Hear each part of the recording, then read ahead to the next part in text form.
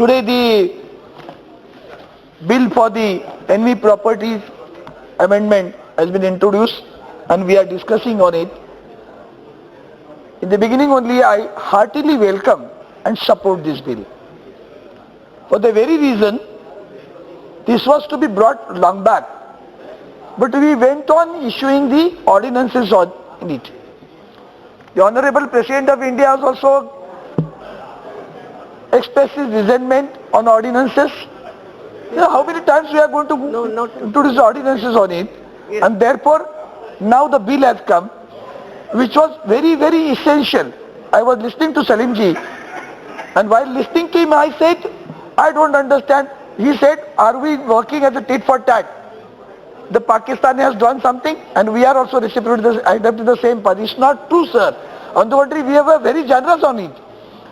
See, the 1968, the bill was passed after the war, and we found that the Chinese and Pakistanis have left their properties and accepted the nationality of the Pakistan. Later on in 1971, when Tashkent Declaration was done, and it was accepted by both the countries, that we will try to see what solution can be brought to the properties of the Pakistanis in India and Indians in Pakistan. I would like to ask you what is happening with Mujahids right now in Pakistan. Kindly go and check what Mujahids are facing there. And therefore, if you think of it, that what exactly we wanted to do, we wanted to plug the loopholes. How it has erupted when the Maharaja, what is his name, Mehbooba, something like that, that gentleman went to the Supreme Court and asked for the succession property to be given to him. Now the Honorable Minister has rightly said it would have posed a threat to the security of the country, and we are forgetting that issue and discussing on the property. It's not related only to the property, it will cause a threat to the country.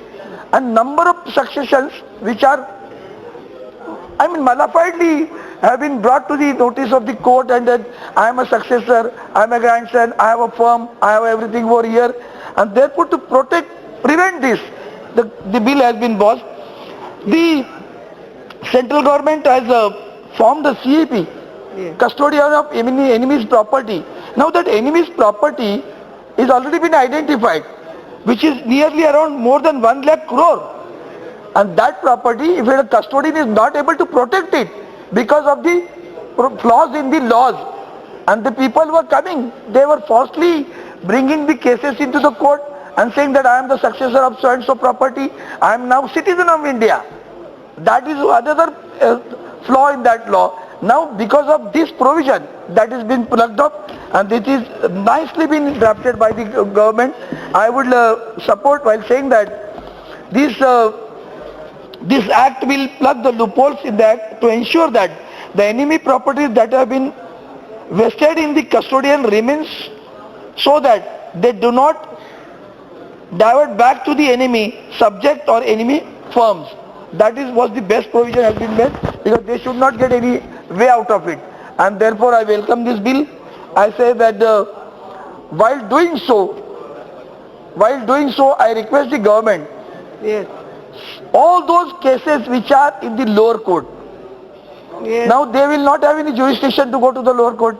We are allowing them to go to the high court also. That again will give a chance to prolong the imposition of the Custodians Act on these properties.